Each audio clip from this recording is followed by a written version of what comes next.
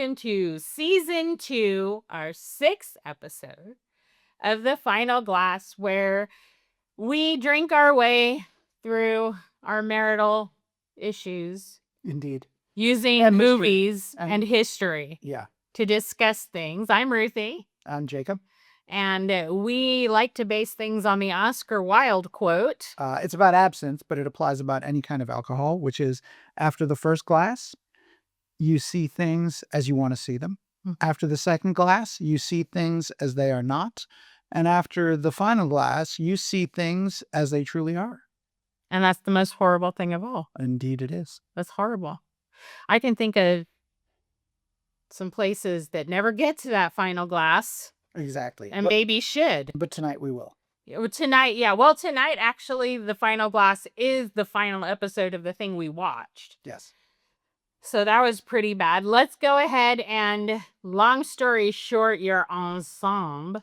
Yes. So we're in a studio with very bright lights. I had laser eye surgery, so the lights cause little stars in my eyes unless I wear sunglasses. Yeah. So he wants to be a man of mystery. I wear my sunglasses at night. Like a man of mystery. Especially when driving. Anyway. So, we did another World War I movie this week because I think actually it's important. I think it is important to see more. And there are a lot more World War I movies than what we even went into. We could probably do an entire season. And ours is a season. It was a TV show. TV show It was not a movie. We watched this time Blackadder Goes Forth, which we had seen before. Yes. But really, it never gets old.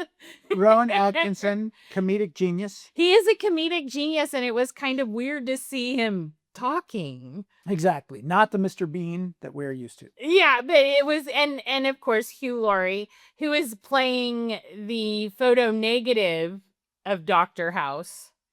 And Stephen Fry. Yes, and I didn't recognize him at first. And of course, in 1989, when this came out, I wasn't clocking who was whom.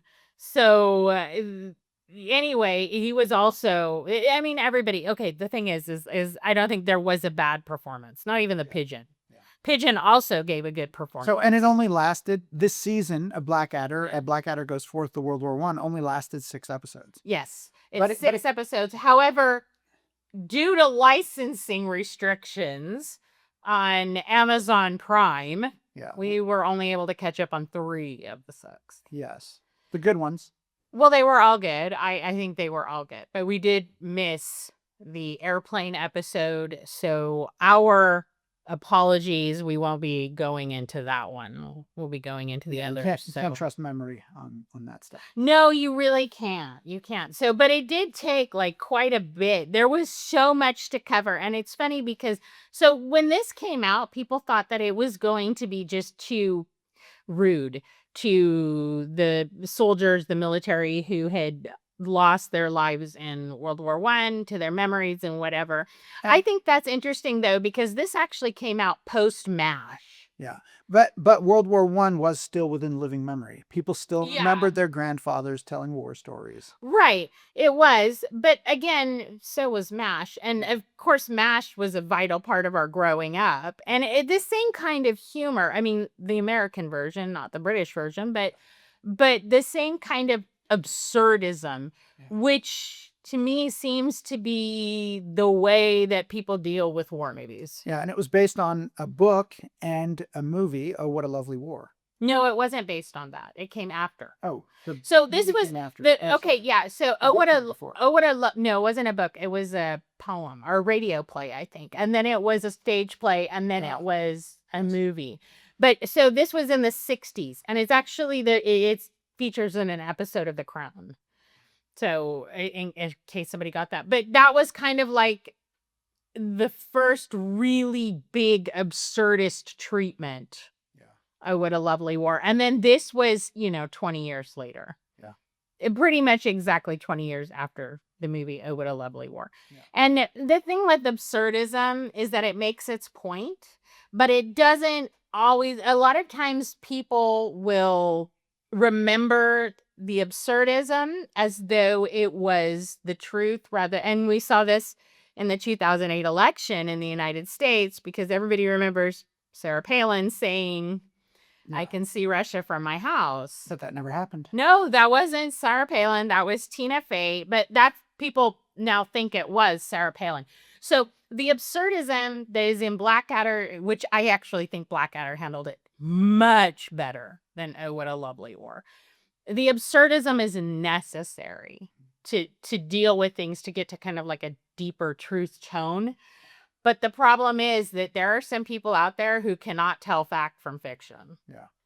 So enough about Blackadder, which has very good ratings, as it should, on the review sites. Let's talk about the things that Blackadder talked about.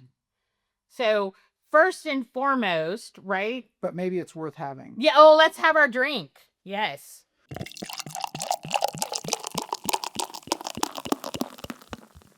So in Blackadder, they talk a lot about scotch. They do.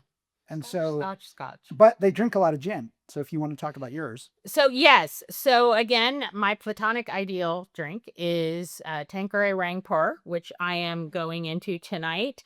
Tanqueray, beloved by the Queen Mother, Amy Winehouse, Snoop Dogg, right? So I'm in good company. So Tanqueray Rangpur, and I usually do try to find a sugar-free bitter lemon. Cannot find that here in Croatia. So they have this other drink called Lemon-ish, which also has elderflower. I do happen to love elderflower.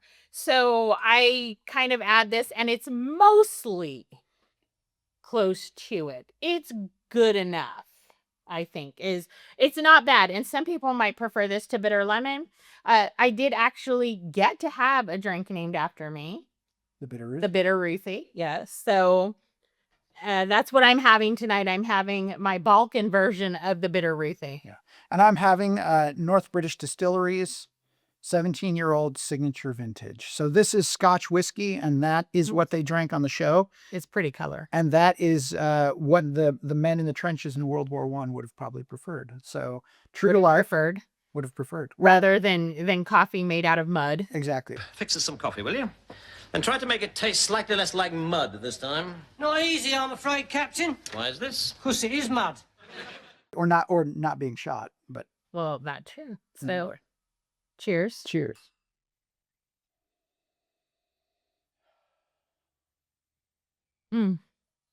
This is actually a very good substitute. I'm not, normally I'll forego rather than have a substitute, but yeah, 17-year-old. this scratches the edge. Definitely scratches the edge. Also, I forgot to eat before we filmed the last one.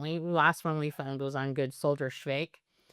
And I would just like to say I am not the person that I seem to be when I drink alcohol on an empty stomach. But I think that made it better. Do you think? I don't know. Anyway, did eat, had some chicken and rice before this just to make sure.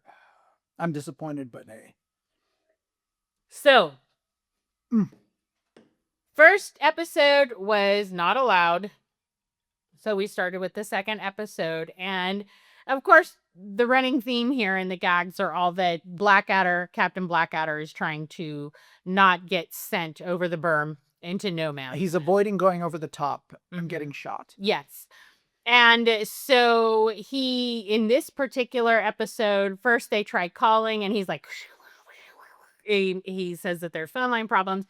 And then he gets a telegram. He gets a telegram, but there's a misspelling. He's able to. It's not to him. And then a carrier pigeon comes. Oh, now, sir, you really shouldn't do this, you know. Come on, George. With 50,000 men getting killed a week, who's going to miss a pigeon? And he shoots it. And it's a great line. 50,000 men are dying every week. You think they're going to miss one pigeon. Yeah. Okay. But they do.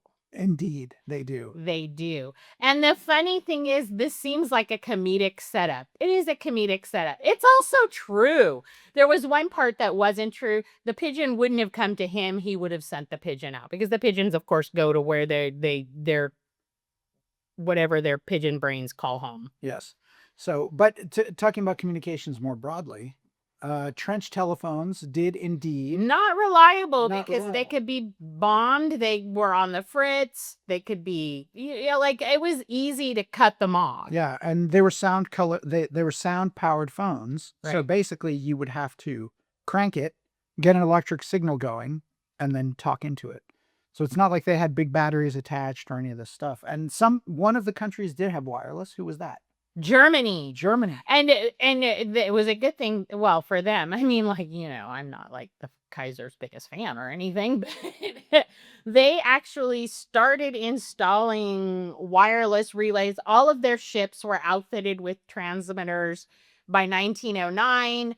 They were setting up all over the world relay stations, including one that was going to be like the single most powerful relay station in the world that they were setting up in Africa. And from their point of view, it was a good thing they did, because as soon as war was declared, the British discovered their inner Chinese cable cutters Yeah. and started cutting cables, Yeah. leaving only one telegraph line for the Germans, which they were The British were monitoring. Exactly. So the Germans needed a way around that. And for them, they were trying to use the new technology of wireless. Now, like there was, even aside from this, there was a whole comedy of errors. So first of all, the Russians didn't quite know what they were doing. So the very first battle they're involved in, they were like, do you have the codes? Do you have the codes? Do you have the codes? And everybody's like, I don't have the codes yet.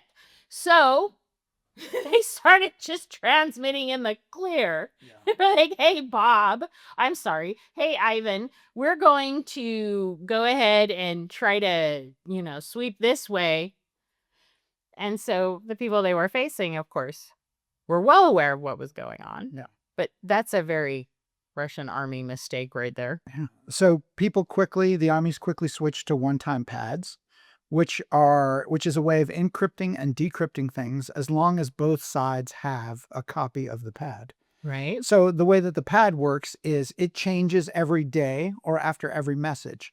Because if you relied on the same pad too often, then you could be decrypted just by the letter combinations and the characters that you use. And so you had to change them quite often. But decryption specialists could look and say, the R is the most common letter and the S is the second most common letter. And they could basically decrypt off of that. But if you didn't have enough messages with that, then it was useless to try to decrypt them. Right. So, but there was a problem even with that. So when the war started, now listen, people have been encoding messages since time immemorial, right? Yeah. This is how Mary Queen of Scots got caught being naughty and ended up beheaded. And, forever, going back thousands of years. However, only 2 nations really had tried to put together cryptological departments before World War I. And that was France and Austria-Hungary. Mm-hmm. And Austria-Hungary was actually very interesting to me about this, because the gentleman who made a big deal about setting this up was Maximilian Range. And Range was actually the dude who caught Alfred Radel, who was like the spy. He was like the Cambridge spy ring before the Cambridge spy ring. Alfred Radel had been the chief of Austria-Hungary's military counterintelligence section. Well, he was like acting. He was a deputy. He was acting chief. So And- it was his job to make sure that the spies were caught. And he himself was selling information to the Russians. So much like Kim Philby, and everything old is new again, because Austria just convicted another dude of doing the same thing. So, I think there's only so many stories the world can handle. And so like the same ones keep getting repeated over and over again. But one of the reasons that France was so into this was that they used the Eiffel Tower as a relay station. So they had this relay station, better than anywhere else at the beginning of the war. But Germany actually had, so we may have to put this on pop-up. There was actually a battle in Togo over Germany's big, giant Death Star relay station. There was indeed. Yeah. Yes. But- They lost it. Yeah. they lost it. Yeah. But this was very important to them, and it was such that they could have won if they had had all of their relay stations up and running as they wanted them to be. So, and even wireless transmissions at the time were not entirely reliable. No, and they were easy to intercept. You know, it was illegal during World War I to own a personal private radio. Everybody had to turn in their, the tinkerers, people made some. This was a new technology. Everybody's excited about it. And then war starts and they were like, oh, ho, ho, ho, we don't want you picking this up. You're going to need to give us your radios. And most of them did, but a lot of people kept their radios. And this actually played into it later for the British. Yeah. So, but now we've talked about that stuff. So those things start failing. If your wireless is failing and your wired is failing, now we're going to go back to pigeons, just like the ancient Egyptians, right? It's one of the king's carrier pigeons. No, it isn't. That pigeon couldn't carry the king. And they did indeed use pigeons, and it was indeed a massive crime to harm a pigeon. And at one point, the general talks about the pigeon that he grew up with and the pigeon that he raised, that Blackadder Speckled Jim. Speckled Jim. I sent our top bird, Speckled Jim, my own true love, who's been with me since I was a nipper. Which unfortunately was not. Yeah, that's some bullshit. Okay, so first of all, the pigeon would not have come to Blackadder's trench. Yeah. Because the pigeons go home. So they took the pigeons to the trench, and in a lot of cases, this was like a last-ditch communication. Please get us out of here. Nothing is working. You send the pigeon. And so the pigeon was going the wrong direction, number one. And these soldiers in the trenches were very well aware of these pigeons saving their lives. And so they loved these pigeons. In fact, one of these pigeons managed to deliver a message, a very important message, even after being wounded like through the wing and the chest and having its leg blasted off. And so the people loved him so much, the soldiers loved him so much that they like made a little wooden leg for him. He won the Croix de Guerre. Yeah. So, like, and now can be viewed in the American Museum, in the Museum of American History in Washington, D.C. They stuffed him after he died. But Speckled Jim was supposedly the general's childhood pigeon, and pigeons only lived 10 to 15 years. Yeah, that's unfortunately not in the wild. They only live like 6 years. I don't know what their life expectancy was during World War I, but I don't think it was that great. Yeah. So most certainly he did not grow up with this pigeon. And pigeons were even used in World War II. They were, yeah. Yeah, there was recently a pigeon discovered who still had a message from World War II from a Canadian sniper. So an ancient technology that continued to be used. Sometimes everything old is new again. Yeah. Yeah. So the pigeon thing was true. Oh, also, people had to give up their radios. People also had to give up their pigeons. You weren't allowed to keep pigeons because you might send spy messages. And you certainly weren't allowed to shoot them. No, you were not. And so that's true. Now, the penalty was not death. P.S. Due to communication crisis, the shooting of carrier pigeons is now a court-martial offense. But maybe it was because sometimes, people's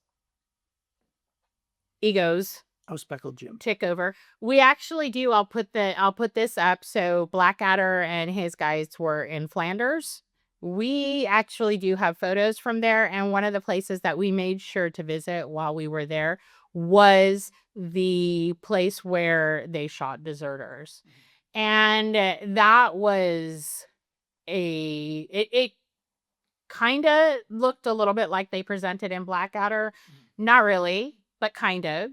I must say, Captain, I've got to admire your balls.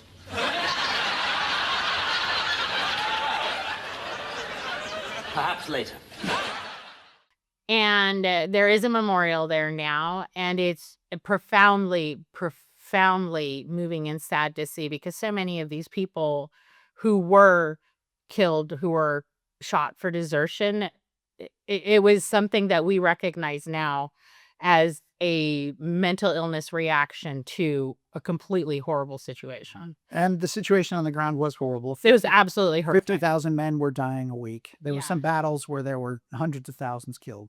So it was... And they knew, as Blackadder showed throughout the entire thing, they knew if you go over the burn into no man's land, you're probably going to die. Yeah, if you go over the top, there's not a lot. That's it. You're done. There's no... you can't face down machine guns. That's exactly what machine guns are made to do. Yeah, and so the show is very much about him trying to avoid service. So in one of the episodes, someone is offered an opportunity to go back and to tell the story and to do shows back in Old Blighty. Yeah, yeah.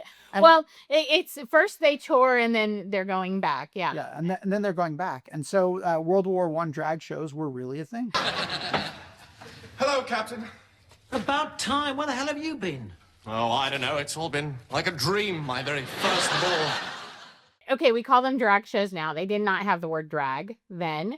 And there were supposedly no women at the front, and women weren't allowed there. So if you're doing, some kind of recreational play, somebody's got to play the part of the woman. Like in Shakespearean times. Yes, exactly. A long tradition. And some of these guys, this still today, you'll get a lot of laughs over stuff like this. This is something, because military life is hurry up and wait, right? Hurry up and wait. There's an awful lot of I am so bored, punctuated by extreme pants shitting terror. Yeah. So between those two things, you've got to kind of train. And even the officer's manual suggested these kind of like vaudevillian type shows, and somebody would dress up like a woman. And some of these guys were so good at it. It was like the RuPaul of World War I. They were so good, they had fans and they would tour. And so, of course, that is done by Hugh Laurie. I feel fantastic.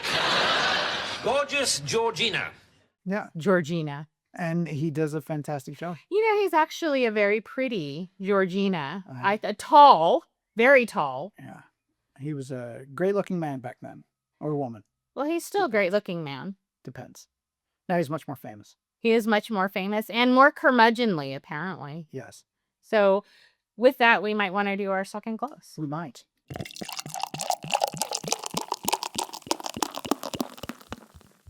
So my wife well knows that I drink Glenmorangie based on the Mondegreen. So the Mondegreen is a misheard lyric. And the name comes from actually the poem about they killed the Earl of Moray and laid him on the green. But the person who came up with the term Mondegreen thought, they killed the Earl of Moray and Lady Mondegreen. Who's Lady Mondegreen? So he spent a lot of time trying to find Lady Mondegreen. This is before the internet. And didn't realize that it was the Earl of Moray the whole time. So, to Mondegreens. I have a particular problem with those. And of course, when you have kids, your kids will come up with things like this, and then the whole family just starts saying that. Yes. That becomes the default term for whatever. Yes. It doesn't need to pop up about Mondegreens. Yes. So, a little bit. Never drink whiskey from a dry glass. Cheers. Cheers again. To Lady Mondegreen. So from the 17-year-old to the 15-year-old, it's a little bit harsher, to tell you the truth. That's why we start out with the good brand stuff. thing. It could be a brand thing. But that's why also we start out with the good stuff. Because as you get drunker, it matters less and less how harsh the scotch is. But actually, it always matters to me. Glenmorangie is actually it's still quite smooth. Mm. It's not anywhere near the Firewater Jameson that I had for the last. That's on you. Ooh. You bought it. So you chose this. Yeah, that's true. I'm not drinking it. So scotch has to be matured at least 3 years in oak barrels. And so 15 years is actually quite sure. I think they just spit out the gin. But I am very picky about my gin. So that aside, I do want to say again that for all the discussion about the Blackadder treatment of World War I possibly being disrespectful, I really don't think that was.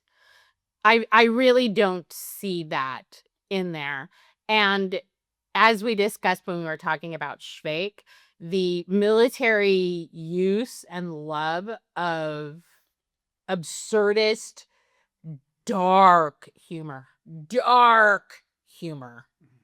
is, I thought that made it true to form, because that is some kind of humor. And, you always do have these super happy gung-ho people like Hugh Laurie's character. Yes. Commissioner Jollywell speak right now, sir. Otherwise I might just burst like a bunny balloon. Later, George. Much later. Until the end. I don't know. I thought they did a very good job. One thing that I will say, however, and when we talk about the very end, we'll talk about the alternate ending, is that I think Blackadder gets nicer treatment. There is something particularly in the alternate ending, and I like to look at alternate endings because I think they tell you the way the story was supposed to be, the way the story is supposed to be understood. Even if that's not the ending, it's kind of leaving it up to you. And so the alternate ending paints him entirely differently. So that being said... So not everyone wanted to avoid the battle. No, not everyone wanted to avoid the battle. So Bob. Hugh Laurie's character was one who enlisted on the first day. And with the tiddlywinks. Was the or the tiddlywinks? Tiddly Club or something about tiddlies. And they all ended up getting killed. Except for him. Well, except for him. Yeah, that's to the end. The end. But there were actually... He was the last one left. Yeah, since women were banned from direct combat, there were some women who enlisted. Like Bob. Like Bob. The general's driver. Exactly. Right, Bob. The second half starts with Corporal Smith and Johnson as the three silly twerps. All right, sir. The big joke being there's only two of them. And presented themselves as men. Do you want to... Sure. A couple of yeah, that was... And this, of course, has happened also from time immemorial. This was particularly a big thing during the American Civil War. There were a lot of women who did that in the Revolutionary War as well. There have always been women who passed themselves off as men and joined the fight. Now, of course, you have women who are in the military in their own right, certainly within our family, several of them. But at that time, that was not possible. If women were going to do something for the war effort, they tried to shunt them off into nursing, which is necessary. And I think a lot of women truly excel in that. But these women wanted to fight. They wanted to experience the same war the men did. And Bob was one of them. And the general was completely unable to see that it was a woman, just blind. Yeah. But he's also presented as kind of the caricature of the clueless World War I general. Yeah. There is, however, one small problem. That everyone always gets slaughtered in the first 10 seconds. That's right. What was it? Lions led by donkeys. Yeah. Is the trope about that. And that is actually a much argued trope. Yeah. Right. Was it true? Wasn't it? Certainly, we have experienced some donkeys. But there were it makes it easier, I think, than things were. These were generals who were fighting the last war. So the tactics that they grew up with, and Blackadder hits this in several points, that are useful against a certain type of enemy are completely useless against another enemy. Yes. So one of Blackadder's jokes is that the Brits are wonderful at fighting people who aren't allowed to have guns. Yes. And in fact, even spears make the British Army a little bit nervous. They were sharpened mangoes, though. Sharpened mangoes they were okay with. But so some of these generals were simply applying the tactics of their youth that they had fought, that they had done so successfully with, to a war that utterly could not use them. And so that's why so many lives were wasted and so many people were killed, because they simply didn't have an understanding of what the modern battlefield was, which is true today. Yes.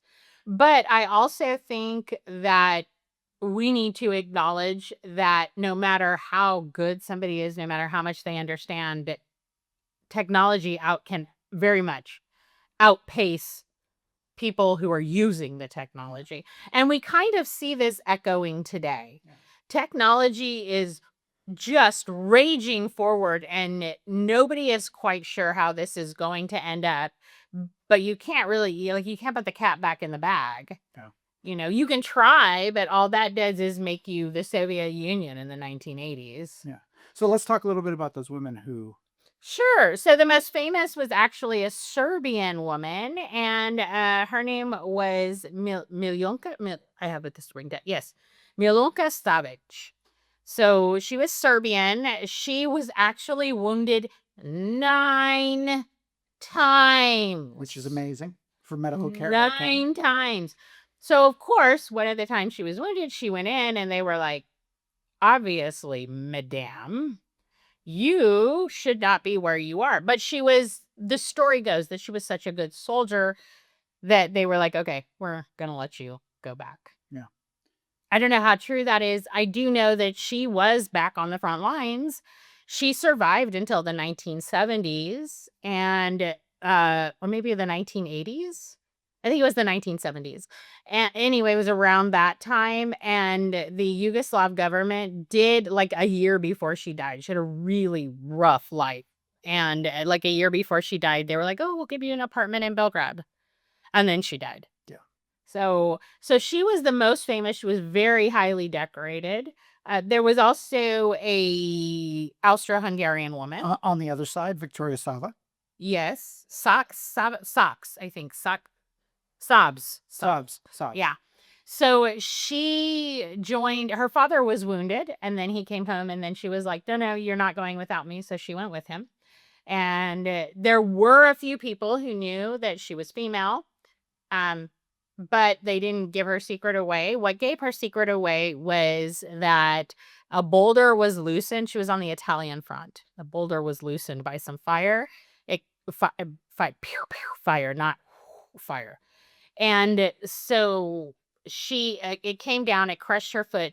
She actually tried to amputate her own foot. Yeah.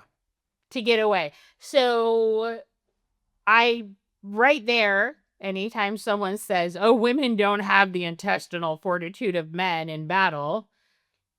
Okay. Sounds like someone who's never given birth. Yeah, truly instruction. That's a bit ridiculous. But yeah, tried to cut her own foot off to get away. They discovered she was female, and they were like, "Yeah, so you will be going back to the front." And she was also decorated. So what I thought was she also lived until the 70s or 80s, and she ended up in Salzburg.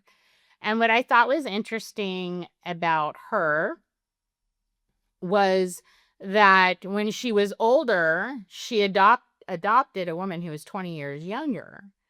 And of course, at that time, that was because it was the only way she could pass her property and stuff to be inherited to her partner. Yeah. So that was actually not uncommon. So I thought that was another little tidbit of history. It's interesting to me how many threads get woven in. But if you take all these little side quests, you start to lose sight. So you have to kind of take either the whole picture or the very narrow view, because you cannot possibly do both at one time. So, and the third heroine we're going to talk about is the Ukrainian. Yes. So this one actually, so there's actually a Ukrainian folk song about this one. Olena Stepanivna. I got this written down. Yep. Stepanivna. And she was not dressed up like a man. She didn't try to pass herself as a man. She was a nurse, and they needed everybody to man the ramparts.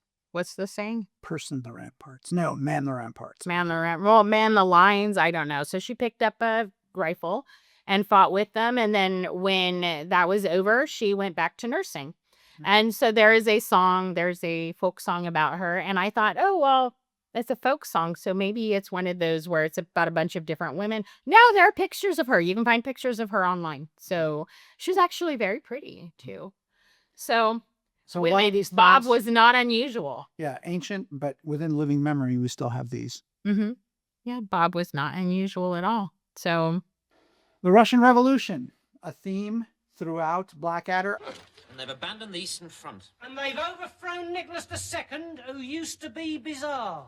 Who used to be the Tsar, Baldy. Unfortunately, incorrect. yeah, well, I mean, okay, so They talk about the British Communist Party, which did not exist. it existed from 1920. From 1920. From 1920. So they were a little early. So, and Baldric, he's he is from the lowest class of Edwardian society, and so as such, he's from the Turnip Street workhouse. The Turnip Street workhouse.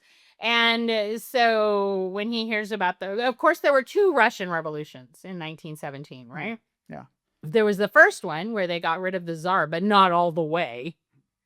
And then there was the second one when Lenin and the Bolsheviks took over, and then they made sure, well and truly sure, the Tsar would not be coming back under any circumstances. And there were multiple reforms and there were multiple movements beforehand. Yeah, there were a whole bunch of things going on. But what they talk And about... of course, Lenin was only there because the Germans wanted to win the war. Exactly. And So- they got a little bit more than they bargained for. They got way more than they bargained for. Yeah. Oops, maybe. And there are lots of excellent series and movies and stuff Oh, like that. tons, yeah. And I think at some point maybe we'll go through a couple of those. But it shows Baldric being all on at first, and then he's all ready to marry the general. That would be upper class. But it shows him being all on board with the communist revolution, and that wasn't at that time so true for the British troops, nor was it true in Flanders. Where it did become true was actually after World War I.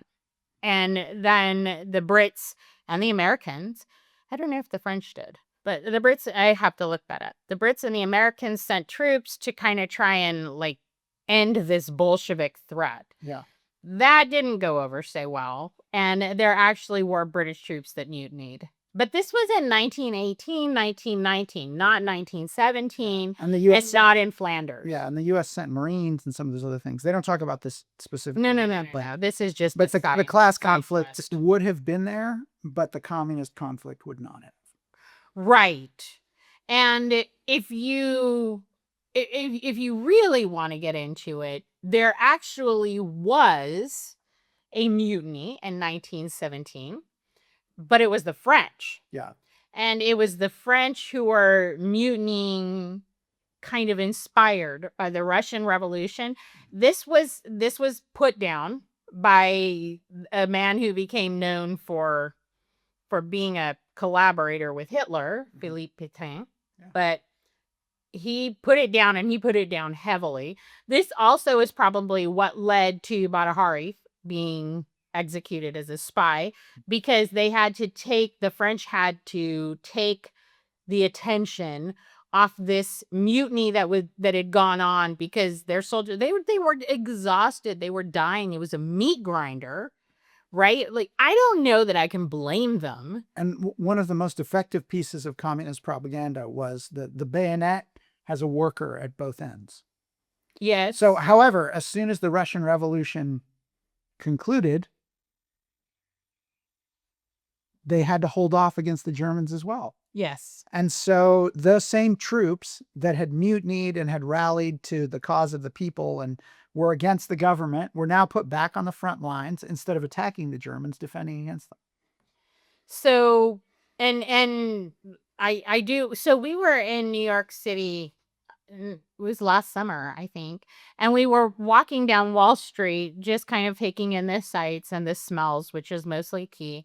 And so we came upon all of the things, the inserts kind of in the sidewalk that show ticker tape parades. Yeah. And I was shocked because, of course, post-World War II me says, Pétain, oh my gosh, no, the big Vichy Hitler collaborator, but he saved France's army by putting down that mutiny in World War I. And so that is the man that got the ticker tape parade And on Wall Street. And to New York City's credit, even during World War II, they didn't tear that up. They left it as a tribute. I think this is a new one there. I think that they were just being honest. Well, either way. But the honesty is refreshing because there is a lot of trying to manipulate history going on. And so being honest about that, I think is good. But yeah, he was at the time that ticker tape parade happened, he was a hero. So, are you going to do our third one now? We are. Okay. We're going to see these as they truly are.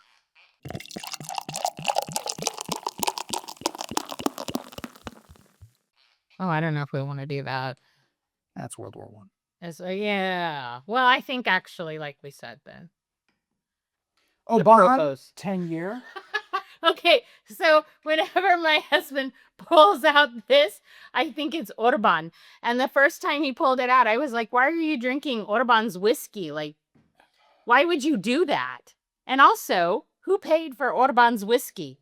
Probably the government of Hungary.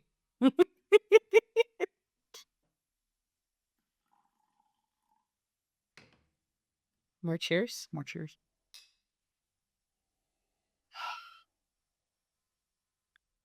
Okay. The end. I mean, who would have noticed another madman around here? Good luck, everyone. So. The end. See things as they really are. I think it was... Well, why don't you describe the end? It's spoiler alert, in case you haven't figured that out. From 1989. Spoiler alert from 1989. So in the end, the orders come through, and they think, maybe the war has ended. And even Captain Darling is sent in to go. Yeah, he's Captain Darling. Captain Darling, but unfortunately the war had not ended. 1917. And so 1917, they go over the top, and it shows the artillery falling on them. It doesn't show them dying, but then it shows the poppies in Flanders. Yes, and I'll put some pictures of this up too. So we also, 1 year, okay, so we have this family tradition of making sure our children understand how bad things can be. The horrors of the world. Yes. And so, like, for every Christmas, we would go to a concentration camp or a place where atrocities had been committed and explain to our kids on Christmas that, you need to be aware these kind of things go on in the world. So my son had a holiday, and we said now is a very good time to go see the World War I areas of France and Belgium. So we did, and we actually do have a lot of photos. I'll put some up as pop-ups with this. There are places where you can still see what the trenches actually look like. And they're still discovering trenches. They're still discovering trenches. The one that blew my mind the most when we were there was it had just been discovered a little bit earlier. And it was in the middle of like an industrial area where they sold cars. And so, and to their everlasting credit, they preserved it. So we have pictures of this. It shows we have one of my son and he's standing like this and he's barely fitting in there. It was very moving. And one of the other things that we did was you can buy poppy seeds from Flanders Field. And so we did bring poppy seeds back to various friends of ours who planted them. And then the next year we got these pictures from friends of the poppies that they had growing in their yard. And that was like double moving. Yeah. And I think it's quickly, unless we find a way to make history relevant, such as Blackadder, such as right. Oh, What a Lovely War Before It, such as a lot of the dramas and the comedies and even the science fiction versions of some of these things, we're going to repeat this history. The awfulness is going to continue. Yes, and we're at a stage, unless you're Ukrainian, and the Ukrainians all are, the Ukrainians are fighting, and they all have family fighting, and unless that's you, chances are you're pretty removed from the military. You may have maybe had a grandparent serve, or maybe you're not. Maybe you're a part of this small percentage that is absolutely connected at the time. And if so, that's, wonderful. But because there are so many people who aren't, I think that shows that and movies that continually explain what it's like to be this person at the front, what it's like, what it feels like, even to get people kind of used to the absurdist humor that tends to go on there. This is extremely important so that people are still connected. Because the truth of the matter is, war's not going to go away. This is Star Wars. It is not Star Trek. And it loses, the danger is that the lessons lose relevance because we think, technology's changed. Well, we no longer do it this way. We no longer think this way. Right. There was one article I read that said, because of drones, it's the death of the infantryman. No. Oh, gosh, no. It's not at all. No. Or the death. No. The death of the plane, the rifle was the death of the machine gunner. The machine gunner was the death of the infantryman. Right. All of it is, the military will find a way to adapt and to adopt technologies and move them into war. But fundamentally, war is never going to change. Yeah, there are certain truths about war that are never going to change. And it's all well and good for us to argue and say, if only. Okay, but if the entire basis of your argument is if people would just, people are never going to just. They're just not going to just. And so this is where I think things like Schweik for Eastern Europe, which is basically required reading for most Eastern European college classes, and then Blackadder, MASH in the United States. My mother was absolutely in love with that show, China Beach. That was huge. So many of these things carry a very big responsibility. And I am so grateful to filmmakers like Tom Hanks for continuing to make sure that these stories are shown and these stories are out there. So that being said, obviously I have been into the Tanqueray Rang Purr. That being said, I want to just quickly mention the alternate ending of Blackadder, which was that Blackadder goes over the top with them, survives by pretending to be dead, goes down back into the trench, and thus survives the war while all of his mates do not. That does not reflect well on Blackadder by any way, shape, or form, because if there's one thing being around military people for most of my life has taught me, it is that those bonds, those bonds are But in that close. In the ending that they ended up showing, he went over the top with them and he led.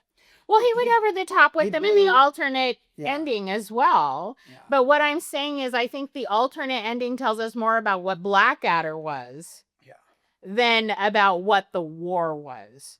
Because, and I'll put this up on pop-up as well, there's this great book about this is a lot of Jen. So in Britain, public schools are private schools and private schools are public schools. Yes. Or just public schools or private schools. Public schools or private schools. Yeah. Okay.